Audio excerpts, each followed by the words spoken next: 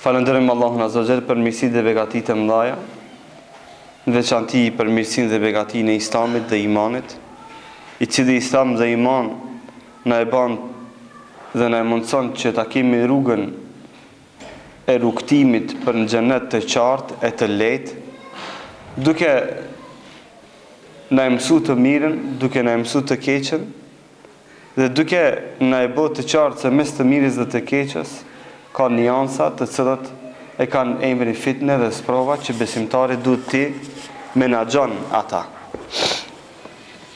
Titulli i ligjëratës është si të mbrojemi nga sprovat. Si të mbrojemi nga sprovat. Traditë e sahabëve kanë qenë dhe ka qenë që vazhdimisht kanë thonë më mirë është me parandalu të keqen se sa me mjeku të keqen. Më mirë është me parandalu smujën se sa me kuru smujën. Dhe sahabët për nga natyra e tij, si përmend Imam Neveviu në shumë citate tjera, për nga natyra e tyre, siç kanë marrë mësimin nga pejgamberi sallallahu alajhi wasallam, janë mundu vazhdimisht që sherrit t'i paraprin, që ata parandalojnë. Dhe pejgamberi sallallahu alaihi wasallam për disa gjeste shumë të vogla, shumë të imta, her paseri ka thonë fjalë të mëdha. Vetëm me një arsye dhe me një qëllim, që ato gjeste të vogla të mos bëhen shkaktare për përçarje të mëdha. Shekullin që jetojnë muslimanët, padyshim se është shekull para kiametit, dhe na e kemi bindje, si thot pejgamberi sallallahu alajhi wasallam, se shenja e parë e ditës së kiametit është lindja e pejgamberit sallallahu alajhi wasallam.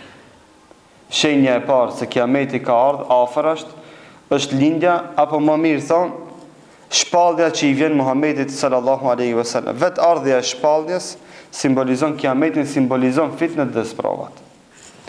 Dhe nëse robi parashton një pyetje se si ti parandalojmë fitnën dhe sprovat, me një studim të shkurt që jam mundu me përgatitë që do ta shtjellojmë së bashku me juve, parafarsisht janë 6 apo 7 pika të rëndësishme që besimtari do t'i ketë parasysh t'i mëson këto masa preventive që të mbrohet nga sprovat dhe fitnat. Me qëllim e fillova ligjëratën në këtë formë se si ti menaxhojmë sprovat. Sepse sprovat nuk ka mundësi askush t'i ndalë. Sprovat janë mbi fuqitë tona. Sprovat janë mbi planifikimet e tona. Telashet janë të tilla që askush prej nesh nuk ka mundësi që t'i ndalë. Janë pjesë e kohës ku jetojmë na, janë pjesë e sistemeve ku jetojmë na, janë pjesë e traditave dhe rrethonave ku na do të thotë jetojmë, veprojmë dhe mundohemi që të praktikojmë këtë dinin e fesë, e Allahut Azza wa Jall. Dhe sprovat kur nuk mundesh mi ndal mjeshtria dhe urtësia që ato me ditë mi menaxhu. Që me ditë mi menaxhu. Sepse një gjë që s'mundesh me ndal, dush me ditë me menaxhu. Sprovat nuk ndalen, por menaxhohen. Efekti atyve dobësohet. Dhe sprova mjeshtria është që të shndrohet prej në idhtin në ëmbëlsirë.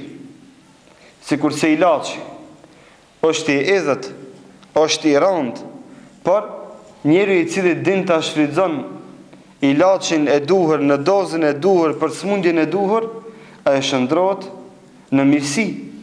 Edhe pse është i edhët, i rëndë, ajo shndrohet në mirësi, sepse ta forcon imunitetin. Sprovat për muslimonin janë sikurse ilaçi. Kur ai din të menaxhon ata, din të shtjellon, e din se si ti menaxhon ata, kur të i sulmon e kur të tërhiqet, kur të shfrytëzon e kur të mos e shfrytëzon, ato besimtarët i shndrohen në mirësi dhe begati dhe i shtohet imani, i shtohet imuniteti dhe ai bëhet më rezistent ndaj sprovat në të ardhmen. Para themi lutja.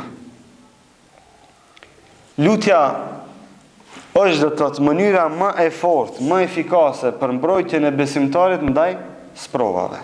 Ai i cili ka mendu se vetë ai mundet të largohet dhe të mbrohet e të menaxhon sprovat të lashet që i ka, kjo rrugë e ka mashtru vete, ka dështu. Nëse haron me trokit në derën e Rabbul Aleminit me anë të lutjes, duas, ai ka dështu. Ummu Seleme radiallahu anha thot pejgamberi sallallahu alaihi wasallam kishte tradit që shumë të lutet e të thot Allahumma ja muqallibal qulubi thabbit qalbi ala dinik. Kishte tradit thot pejgamberi sallallahu alaihi wasallam, o Zot, o ti rrotulluesi zemrave, përqendroje zemrën time në fenë tënde. Qalet, thot Ummu Seleme, bashortja e pejgamberit sallallahu alaihi wasallam, faqultu ya Rasulullah, ma akthar du'auka ya muqallibal qulubi thabbit qalbi ala dinik. Qal ya Ummu Seleme, innahu laysa adamiyun illa wa qalbuhu bayna usbu'ain min asabi ar-Rahman. I ka thonë Ummu Seleme, o i dërguari i Allahut, pse ka të shumë ti po lutesh me këtë lutje? Shumë po e përsërit këtë.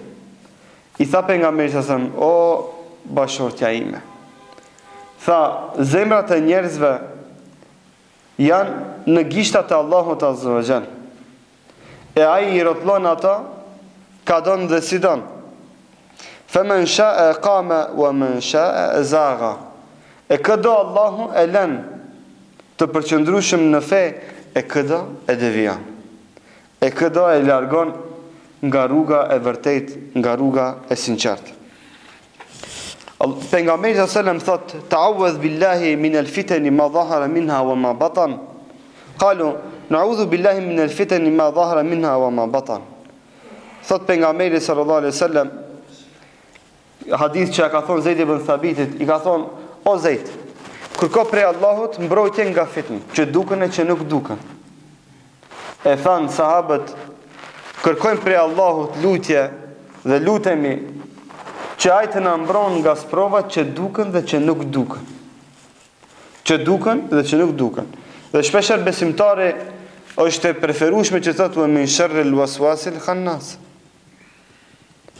Dhe të lutet nga sprovat që Allahu ta mbron nga sprovat dhe vezveset e shejtanëve, e xhinive, nga vezveset dhe sprovat e vetvetes. Dhe kështu me radhë. E dyta është ibadeti. Janë adhurimet e lloj-llojshme. Pejgamberi sallallahu alajhi wasallam tregoi definicionin e kësaj dhe tha: "El ibadatu fil harji ka hijratin ilay." Tha adhurimi të lloj-llojshme, gjitha ato që përfshihen në fjalën adhurim, tha është sikur se me bëj hijret tek on. A di si bjen kjo? Kur ki një telashe me pacient gjallë pejgamberit sallallahu alajhi wasallam. Çka do të kishmi bëj gjithë ne? Do të kishmi vrapu tek ai, mi thon ja Rasulullah, kështu e kemi problemin. Na ka godit një sprov, kështu e kemi. Çfarë na sugjeron? E thot pejgamberi sallallahu alajhi wasallam, adhurimi në sprova, në telashe, është sikur se me orte unë. A ka mundësi me shku te pejgamberi sallallahu alajhi wasallam edhe mos me pas zgjidhje? Nuk ka mundësi. Kjo është qëllimi i hadithit.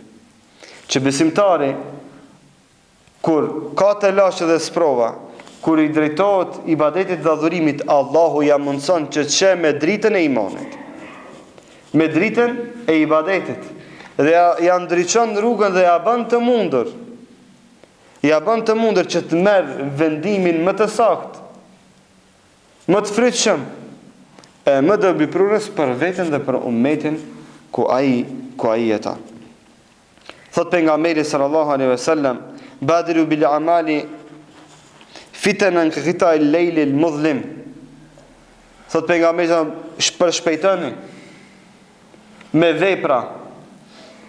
Shoku se thot, fitnë të vin ke al-layl al-muzlim, sikur se errësira e natës. Sepse fitnët janë të tilla që vinë sikur se errësira e natës, që prej dritës futesh në një errësirë e s'din ka hec.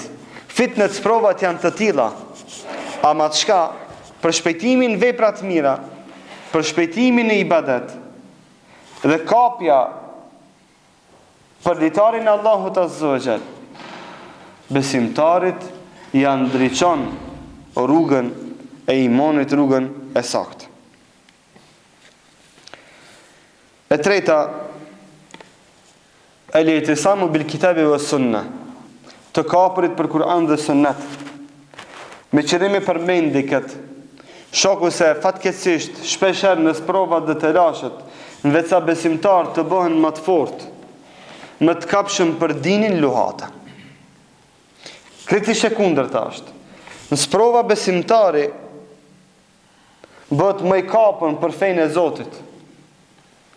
Sikur se njeri i cili është i smur, kur e ka smundjen, është më i përpikshëm në konsumimin e barnave. E besimtari i cili është në sprova, edhe largohet prej Kur'anit dhe Sunnetit, rezistenca e tij kundrejt sprovave padyshim se është minimale. Edhe pse shpeshherë nuk gjendet as pak. Thot pejgamberi sallallahu alajhi wasallam: inni taraktu fikum ma in i'tasabtum bihi falan tudillu abada. Thot pejgamberi sallallahu alajhi wasallam: unë juve u kam lënë një gjë, po të kapeni për te, asnjëherë nuk do të devijoni. Që ndodh besimtar kur kanë sprova, thot fitnë është, duhet mu largu, duhet mu distancu, duhet mos më ran sy. Thot pejgamberi ju kam lënë juve fen, që kur të kapeni për te, kur s'kini me deviju.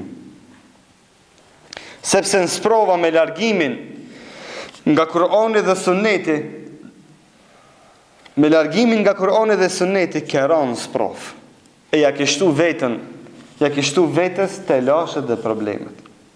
Sepse kështu thot pejgamberi sallallahu alaihi wasallam, kjo është ligji i Allahut, ai i cili në sprova largohet nga Kur'ani dhe Sunneti, është më afër devijimit, është më afër shkatrimit, është më afër të lasheve dhe problemeve, të cilët her pas heri nuk kanë fund. Ai i cili e ka nis fen, e ka nis rrugën e imanit dhe islamit, duke mendu se s'ka sprova dhe të lashe, prej shtash i themi, lene rrugën e islamit dhe imanit, se s'ka rrugë të islamit dhe të imanit, e të fejs pas sprova dhe të lashe. Dhe ati që mendon se sprova do t'i zgjedh dhe menaxhon vet ai sipas kokës së tij, themi prej fillimit ke dështu, shkaku se modeli i fitores dhe suksesit është model i njohur 14 shekuj, e dëshmume mbi 7 katë qej, me anë të Xhibrilit, me anë të shpalljes, e vërtetume me gjuhën e pejgamberit sallallahu alajhi wasallam, me praktikën e sahabëve, me dëshminë e gjeneratave më të arta e më të sakta. Neve nuk na mbetet asgjë përpose të hecim pas hapave të tyre. Sprovat të lashet në të gjitha natyrat kanë qenë dhe do t'jenë, por është një realitet se dallon mënyra e sprovës, dallon forma e sprovës, por se menaxhimi i tyre dhe zgjidhja vazhdimisht është njëjtë. Kjo është mjeshtria, kjo është mrekullia e fesë, se si dush e mërtoj dhe quje sprovën, kjo është modeli i zgjidhjes se asaj sprove. Hudhaifa radhiyallahu anhu, një hadith të tij thot, kanë nasu yasaluna an-nabiy sallallahu alaihi wasallam anil khair wa kuntu as'aluhu anil shar. Thot Hudhaifa radhiyallahu anhu, sahabët shokët e pejgamberit sallallahu alaihi wasallam e pyetnin pejgamberin sallallahu alaihi wasallam për të mirën. E pyetnin për lajmet përgëzuese. Thot Hudhaifa, on kisha tradit që pejgamberin sallallahu alaihi wasallam ta pyes për sherrin, për të keqen, për fitnën. Dhe thot Hudhaifa radhiyallahu anhu, me khafeten an yudrikeni, nga frika që të mos godasin ata. Dhe Hudhaifa radhiyallahu anhu, sprovat që kanë qenë pas pejgamberit sallallahu alaihi wasallam, që kishin të bëjnë me Abu Bekrin, me Omerin, shumicën e sprovave, haditheve i ka ditë Hudhaifa radhiyallahu anhu, derisa transmetohet se Omeri radhiyallahu anhu as kujt nuk ja ka falë gjenazën nëse Hudhaifa s'ka qenë prezent në atë dvorim. Sepse Hudhaifa i ka ditë edhe munafikat. Përveç sa atyme që janë përmendur me emër, i ka ditë edhe fitnegjit, i ka ditë edhe shërgjit, sepse ka pyet vazhdimisht për sherin, por se i ka dhënë premtim pejgamberi sallallahu alajhi wasallam se ai nuk do t'i shpalos emrat që ja ka dhënë Muhamedi sallallahu alaihi wasallam. Dituria është dritë që ja ndriçon besimtarit rrugën. Si thot Imam Shafi'i rahmetullahi alayh, wa nurullahi la yuhda lil asi, thotë se drita e Allahut nuk i jepet dhe nuk i mundsohet mëkatarit. Detyria është dritë, aleikum selam, që besimtarët ja ndriçon në rrugën për në xhennet. Ja bën të qartë të mirën prej të keqës. Dhe është një fatkeqësi dhe një realitet se sprovat vinë mas punës dhe mas aktivitetit. Nga ana tjetër, fatkeqësia është se besimtarët tamam bëjnë një sasi, një dos të punës, lodhen nga kërkimi i diturisë, e lënë diturinë në mbështeten në përvojë. Që është telashe dhe problem. A është realitet i idhet? Është realitet i idhet, sepse kur të mbështetesh në përvojë, pas një punës së lodhshme, mos harro se sprovat që i ke pas në fillim të punës nuk janë të njëjta sikur se sprovat që i ke tani. Sepse Allahu besimtarët i sprovon në bazë të veprave dhe punëve që i bën. Sepse fillimin e ke pas të dopt, por se tani gjatë rrugës je rrit dhe e shtu me vepra me punë, ama ke haru me zhvillu veten me dituri, e kur vinë sprovat sipas punës, nuk ke dituri që me menaxhu. Sepse këtu nuk duhet të jetë dituria minimale, por se kërkohet dituri e cila është ndërtuar paralel me përvojën. Dhe shejtani shpeshherë besimtarët i mashtron dhe i shtin që të mbështeten në përvojë, të mbështeten në aktivitete, në vepra, dhe i largon nga dituria e vërtet dhe e saktë.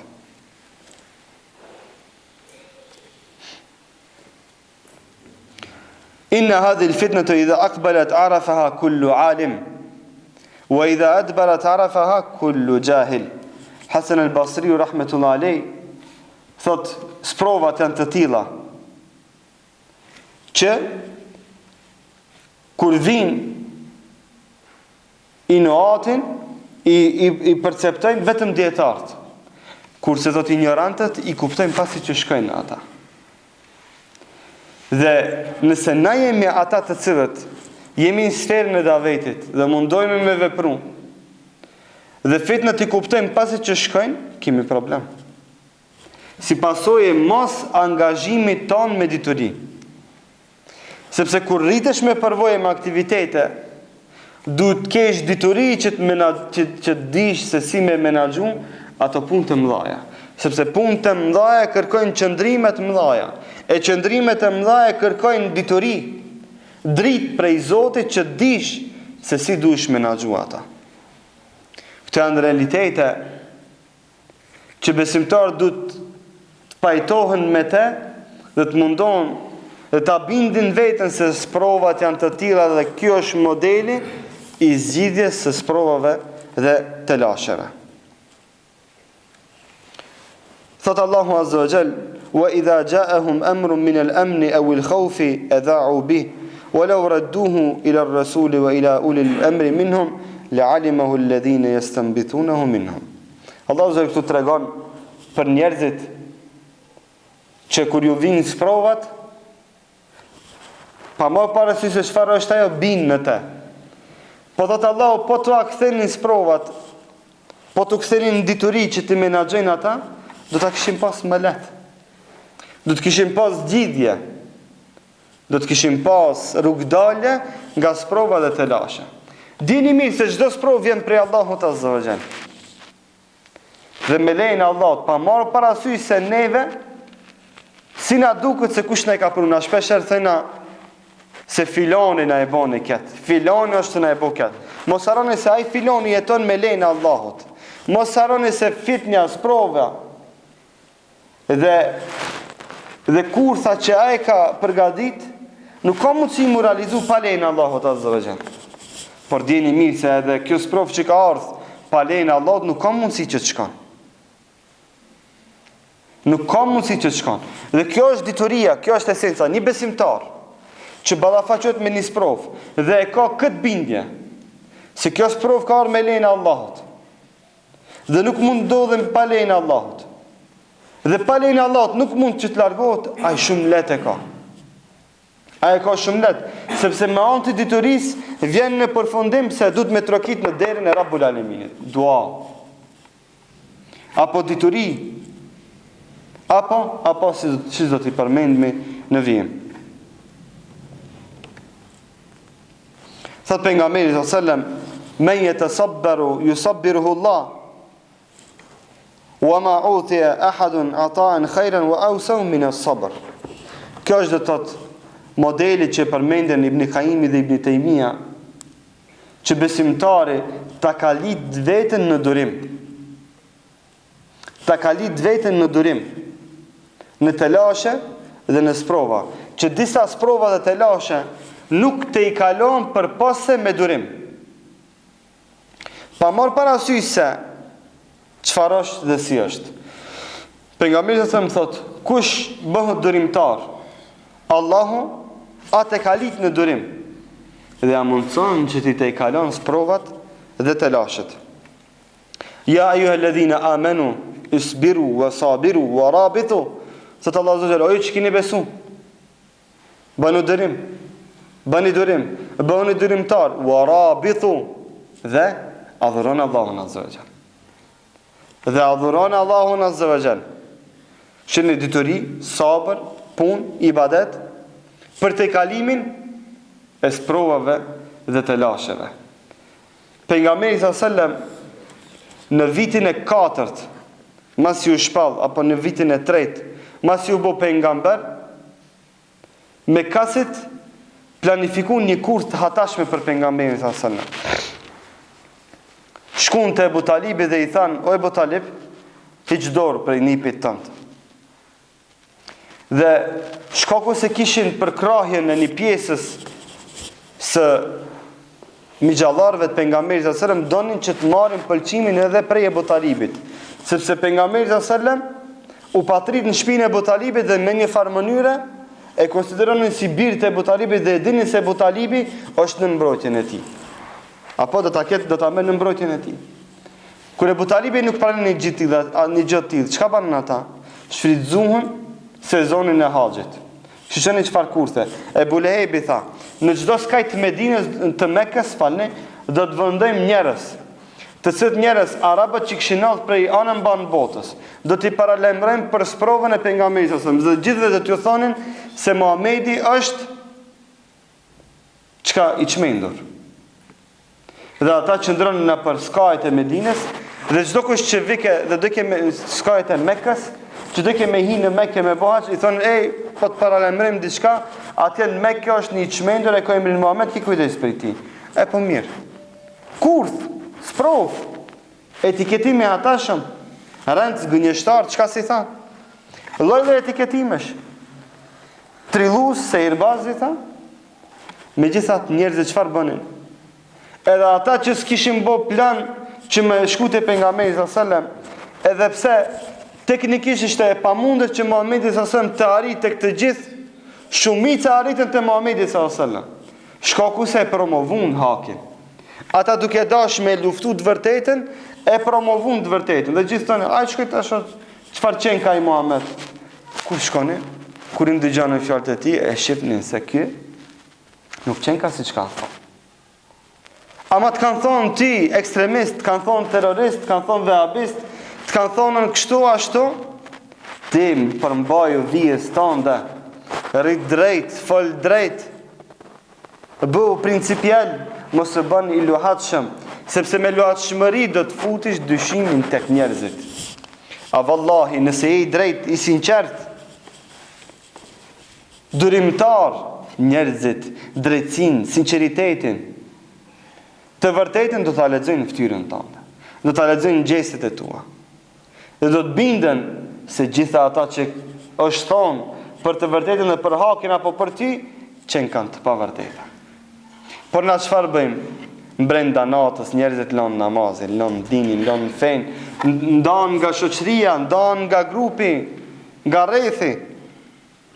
Largohen nga ligjëratat me pretekst se qenë ka kohë sprovës. Sprova nuk largohet me ignorancë. E as me vetmim të pa koordinuar, të pa rregulluar dhe kështu me radhë. Porse këto janë hapat e mbrojtjes nga sprovat dhe fitnat. E gjashta,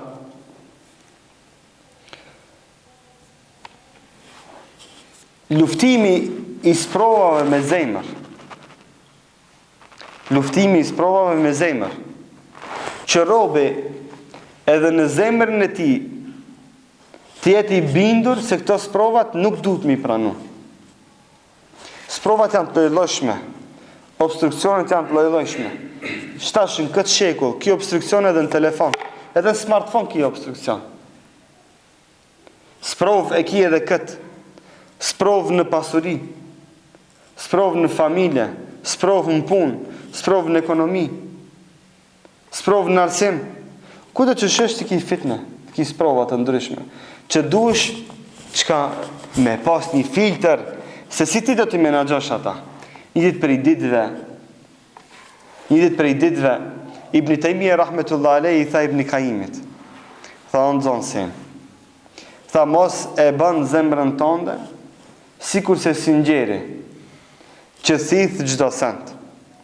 Tha mos e bën zemrën tënde sikur se singjeri që thith çdo send. Dhe ti tha në zemrën tënde mos e thith çdo sprov. Por se tha zemra yte le të jetë sikur se xhami që është i ngurt e i të i dukshëm, që në te kalojnë shumë gjëra, ama nuk ndalen aty, por gjitha ishe i kene në kontrol, për nuk kanë mundësi të ndalen aty. Sepse do të dije tha fort mirë, nëse çdo sprov e fut në zemër, atë dije dhe kuptoje se zemra yte është bërë vend grumbullim i fitneve dhe sprovave dhe devijimeve. Nëse na çdo devijim që promovohet, çdo sprov, çdo fitne që na vjen, e fusim në zemër dhe e lëm që të vendoset aty, dijeni se zemra jonë është bo vend grumbullim dhe vend prodhim i sprovave dhe telasheve. Dhe ja pejgamberi sa ka pas prova dhe telashe ja kush. Por se është mirësia se gjitha format e menaxhimit të këtyre sprovave dhe telasheve janë të evidentuar në jetën e ndriçueshme të Muhamedit sallallahu alaihi wasallam.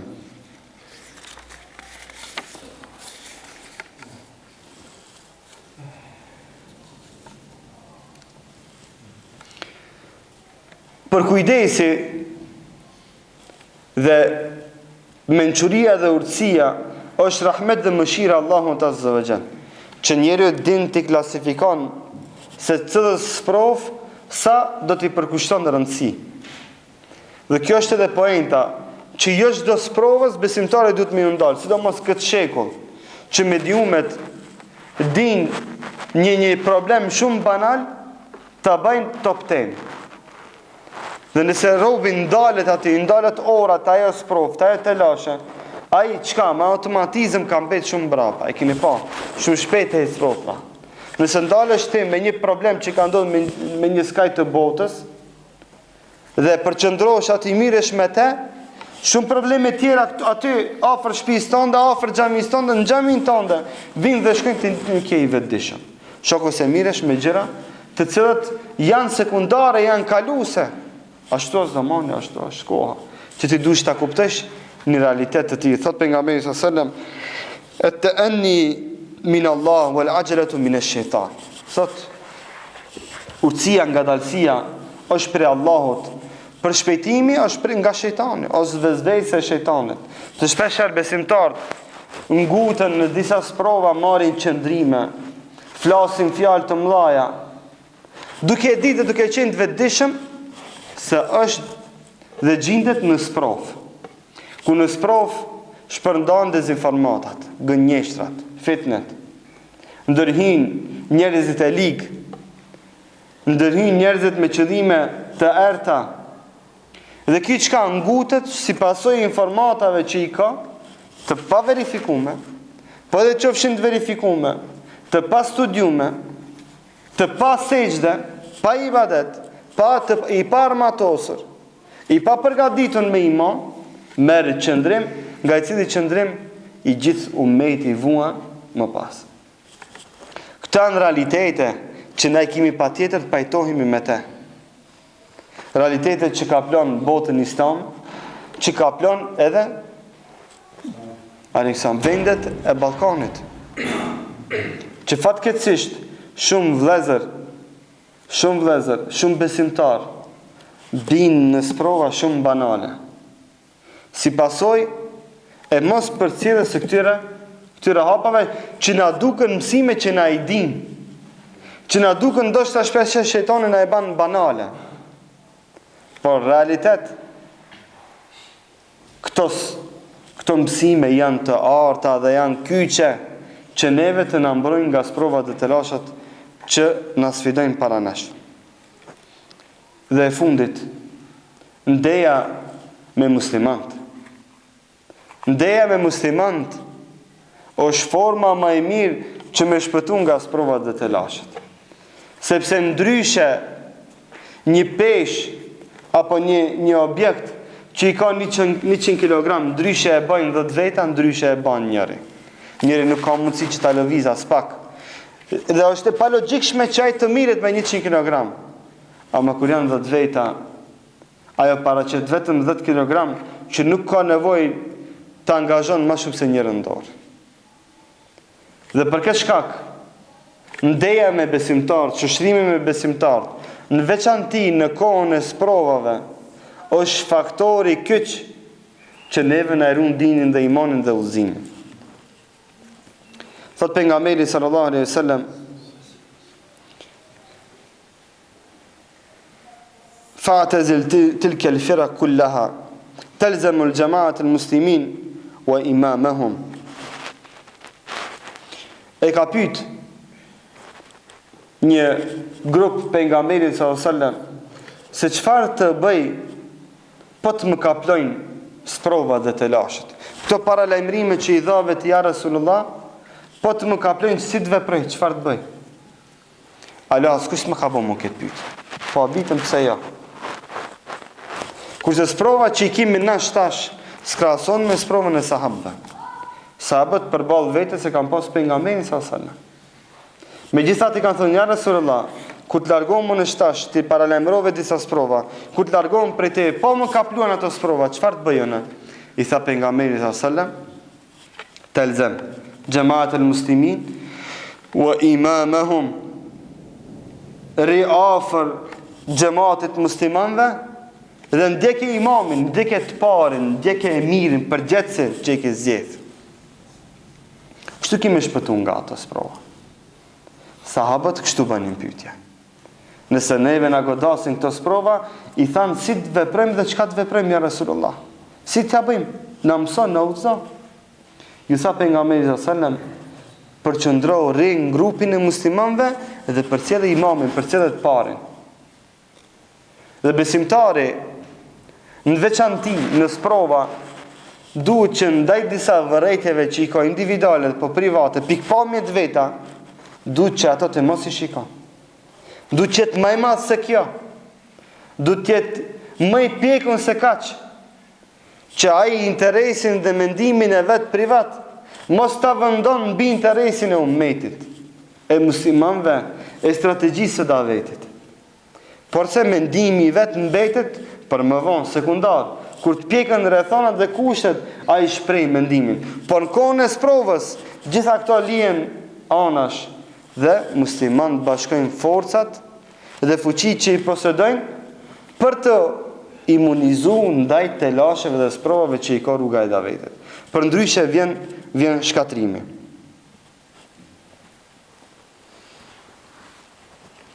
Dhe për këtë shak Imam Neveviu Ibn Hajeri rahmetullah alej thot besimtari i cili në sprova